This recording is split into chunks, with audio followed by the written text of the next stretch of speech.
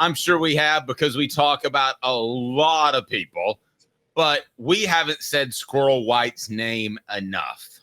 Here is a guy who knows the system in and out. I'm never going to claim that he could be an outside wide receiver because at 5'10", 167 pounds, he's not going to have the size.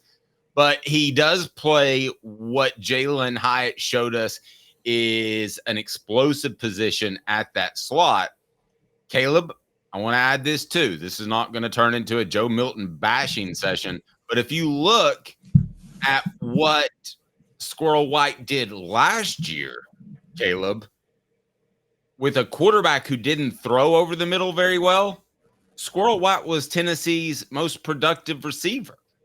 So I believe Squirrel White, who, by the way, has a young mouth to play for as he has a baby in the offseason, I believe he is the guy that we don't talk enough. This is a contract year for him, whether it's NIL or NFL. This is a big year for Squirrel White, and I think we've talked about every receiver other than him. Well, me and you have gone back and forth on this because I've been trying to tell you. Everybody's like, oh, Dante Thornton, could he move into the slot? Well, they try Chris Brazzell there. And I'm like, guys, what about Squirrel White? He's been Tennessee. He was Tennessee's best receiver last year. He was the heir apparent to Jalin Hyatt. And he showed a lot of promise in the Orange Bowl a couple of years ago. Now, again, take that with a grain of salt. But I've always thought Squirrel White was the budding superstar on this team. And you're right. He played last year for a quarterback that struggles to throw over the middle unless they're playing bare coverage like Clemson did in that Orange Bowl, by the way. So I never understood how people were just so quick to write him off and think about, oh, Brew McCoy getting back, Mike Matthews, Chris Brazzell, all these guys, maybe Dante Thornton fully healthy. And I'm like, guys, there's a receiver right there in the slot who is amazing when he has – and one of the underrated parts of Squirrel White, Dave, is – and I want to be clear on this – I think people make the mistake of overlooking him because they think they see more of a track star than a football player, but he's much more of a football player. So my best example is Tennessee fans have PTSD from Leonard Scott. Remember him? Yes. Oh, absolutely. Yes. I covered him. Super athletic. I will say this. If they would have been throwing javelins instead of footballs, he would be Tennessee's leading receiver because it would have just stuck to him, but he couldn't catch. Yes, exactly. Leonard Scott was the definition of a track star playing football, wasn't he? Yes, but I don't see Squirrel White in that regard at all. That's my point. That's my point. They're seeing Squirrel White as a track star playing football because you see the speed and you see that he's undersized and you think, oh, he can't do some of the things that other receivers can. That's not true. Squirrel White wins 50-50 balls. Look at some of the catches he made last year. In coverage. He has great hands. He has, speed and agility is not all he has. He's able to get off the line of scrimmage quick. He's able to shake, bump, and run coverage. He doesn't look like it because he's small. He's, shall we say, deceptively physical? Yes. If that's a word to use? Yeah. Well, you can overcome being small by having great hands at the line of scrimmage. And I think he has great hands. So let me ask you on the message board, fill me in. What other Vol deserves more coverage? I'm going with Squirrel White, and I'm sure Caleb Calhoun will have a vote. And it's brought to you by Work Trucks, all about trucks that are available, trucks that help you maximize profits. Having the right work vehicle, time is money. The perfect work truck doesn't break down and has all the space to carry what you need. That's what Work Trucks is intent on offering. Dealerships just can't do that. No back and forth trips to pick things up. That's time. Time is money. Cargo vans, utility body trucks with the Napide work bodies, Work Trucks, downtown Birmingham or on Clinton Highway. Work Trucks, LLC.com. You can order your truck there. Work Trucks with an X, LLC.com. Work Trucks, proud supporters of the Tennessee Vols. Interesting that not as strong, because he was crazy strong, but a comparison to Pig Howard. I could see that comparison. I absolutely could see that comparison. And I think he's a heck of a lot smarter than Pig Howard is, too, on and off the field. So Squirrel seems like a very likable guy. Oh, absolutely he is. Absolutely he is. I have a lot of, and so I think Squirrel White is definitely going to, I think he's better than Pig Howard. I actually think he's faster and smarter. I think he's better than Pig Howard too. I'm gonna. I think Pig was a little bit of a tweener between a receiver and a running back. Yes. Also, I still can't ever get over him diving for the end zone against Georgia when it was on the goal line and they were going to score the next play, and he fumbled the ball. Like, I'm sorry, Dave. I hate when players do that, when they dive for the pylon and you're risking fumbling in that moment. Well, I agree with Joe. Squirrel isn't getting the respect he's earned, and I agree with that. And I want to ask you, who else is not getting the respect? Okay, you got yours? Because that's going to be our poll question we're going to get up and out there. So I was leaning Arion Carter, but that's relative because I think people are talking about him. And so, but I would have said Arion Carter otherwise, but I think you would have maybe debated me that we are talking about Arion Carter. So actually, we are, but we talk about a lot of things that mainstream media doesn't talk about, and we're right about them. So, no, I think you're right. I don't think enough people are talking about Arion Carter. I would like for him to be on the list, given your permission, since you're filling the last three out. Oh, there we go. I'm down with it. Arion Carter, okay. Fine. Put him on the list. I don't think enough people are talking about the fact that he could go into 2025 as first team All SEC. No, I agree. People aren't saying that, right? And that's what I think. So I got another one. All right, give me another one. You tell me if I'm crazy, but you're the one who told me yesterday that Tennessee's going to have one Leo, and then their other side, they'll have a defensive end who plays on the line, one of the bigger ones, right? I believe that's what they'll do. What about Tyre West? Great one. That was another one of mine. He's going to start on that side, right? Now, guys on the message board, I can't go. Yes, I think you will. Guys on the message board, I can't go Keenan Pili because they took him to SEC Media Days. They're talking about Pili. Yeah, we're talking about him. And do you want to say Omari Thomas? They went to SEC Media Days too. So I'm gonna do Squirrel. I think those guys have been talked about. And I'm not downing your suggestions. I think they were awesome. David Hobbs got one, but I can't give you a lot of insight into Hobbs yet. When it gets into camp and I start to hear things, I can help. The three that I feel very confident about, I'm going to go ahead and put up on the board so you can vote for that whenever you feel the need. Which ball? Throw in somebody else too, just so somebody like as a fourth option. Well, I did this. Which ball deserves more preseason pub? Squirrel White, Arion Carter, Tyre West, or other? There we go. That works. Now, we think they deserve. I think Squirrel White is the most overlooked guy in preseason coverage. But the guy that if he's really, really good out of those three would have the biggest effect on Tennessee's record is Tyre West. And I'm sorry, kids, it's not close. Tennessee has some linebackers that can play. I don't want to say Arion Carter is a bonus, but Tennessee is going to be good in their defensive front. Squirrel White, there are other receivers that could fill in for him. Tyre West, if he's fantastic opposite that Leo position, I'm not talking good. I'm talking fantastic.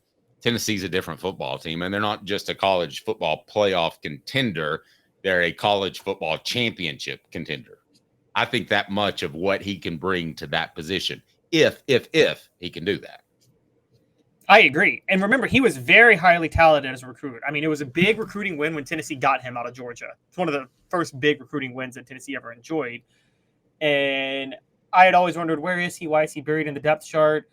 I think they didn't know if they wanted him at tackle or at on that end spot, in that hybrid role. I think they got him settled in now. And you could really see him be an impact player. Now, again, you and I talk about this, Dave. You commit to Tennessee as a defensive lineman, you're committing to having to split reps a lot because they want to rotate a lot up front if they can help it. And part of that is, I think, because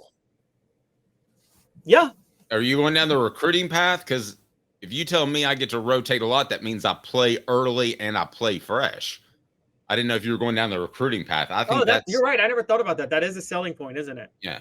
I think all those guys, the Darwin Walkers of the world, the Billy Ratliffs of the world, even to some extent, the John Hendersons and Albert Haynesworth, they came to Tennessee knowing that there was depth there and they might not play. Now, I just mentioned the really good ones. I didn't mention the ones that didn't even get on the field because they weren't good enough to play.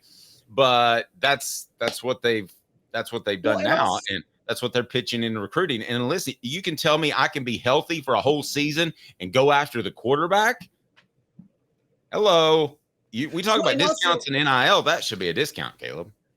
That's true. And also a big win for it is it's not like you're not going to get your reps that you would get in other places because Heupel's offense is so up tempo. You're still going to run. There's so many plays that the defense is out there for that you're still going to see a lot of reps, and you'll just be fresh when you're doing it. So I think you're right. That is a selling point because I think Dominic Bailey is going to be in there with Tyre West. Also, you don't really have a starter on the defensive line. You have like 6 starters on the defensive line, honestly. And I do think that Tyre West is the guy that if he emerges, because he has star power, we talk about the push Amari Thomas gets up front as the leader of the defensive line. Well, let's back up. We talk about James Pierce, the superstar, but if it was just James Pierce, you could run away from him. I mean, again, that's what's up. Or adding. Sometimes you can run at the elite guys, but I see in passing situations, you could roll out and move the pocket. I see what you're saying, but some guys, that's what separated Will Anderson to me is you couldn't run adding. And that's the step. And I was watching highlights like a nerd at 3 a.m. I told you that. That's the next step he needs to take. Is if somebody's going to line up with a tight end on his side and run adding, that's what he needs to do. Not to sidetrack your thought. Go ahead. No, you're right. That's a great point. Where it's hard to neutralize James Pierce, though, is Amari Thomas and Norman-Lott get good pushes in the middle. You talk about Jackson Moy can end up being a playmaker in the middle. Elijah Simmons is a rare talent in the middle. And if you go to the other side where the end on the line will be, you're talking Arion Carter will be the outside linebacker, probably rushing the quarterback a good bit. And Tyre West, if he's effective, you got nowhere to go, right? If you're an offense, you got nowhere. There's no way you can neutralize James Pierce if Tyre West is effective on the other side. Completely agree. I had this question on the message board by Meat Drinker, I believe it was, said, is there concern that there's not a leader in that wide receiver room? I'm going to tell you who that is, and I'm 100% sure about it. I'm 100% sure that he's one of the best leaders on the entire team, not just in the wide receiver room. Give me 30 seconds to tell you about Banks and Jones. Well, it's because they're Tennessee's trial attorney. You can play to win with Banks and Jones because they'll go to trial. You've heard of other lawyers. They say they'll go to trial and fight for you. They won't. They just want to settle. That's the easiest way out. Well, that's not Banks and Jones, led by T. Scott Jones. They won't settle. They'll go to trial for you. Tennessee's trial attorney. They play to win. Truly, Tennessee's trial attorney when it comes to criminal defense or personal injury. Why settle? Banks and Jones, T. Scott Jones, banksandjones.com. Support our sponsors. That's why we're here. Banks and Jones. It's Brew McCoy. It's not close. Brew McCoy is not only the leader of Tennessee's wide receivers, he is also one of the leaders of this entire football team. And I would be hard pressed to name a leader other than Cooper Mays offensively that has any more respect from his teammates than Brew McCoy. Let's remember, this guy held a golf tournament for charity, for goodness sake, in the offseason. Who does that, Caleb? It's wild. It's absolutely wild. And it's the best, and Caleb, it's the best backstory since... See if you can get this. We're gonna go Jazz for a second. It's the best story since Alvin Kamara. Alvin Kamara went to Alabama. Sounds like I'm telling a bit of Bart the puppy story or something. He went to Alabama.